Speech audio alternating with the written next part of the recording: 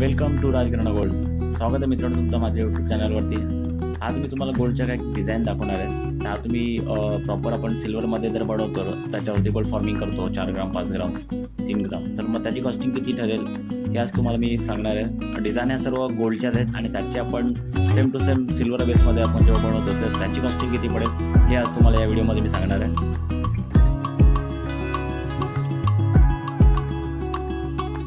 या सर्व डिझाईन तुम्हाला राजघराणा गोल्डमध्ये बनवून भेटतील। त्यांचा ॲड्रेस आणि कॉन्टॅक्ट नंबर मी डिस्क्रिप्शनमध्ये दिलेला आहे, तुम्ही जाऊन बघू शकता।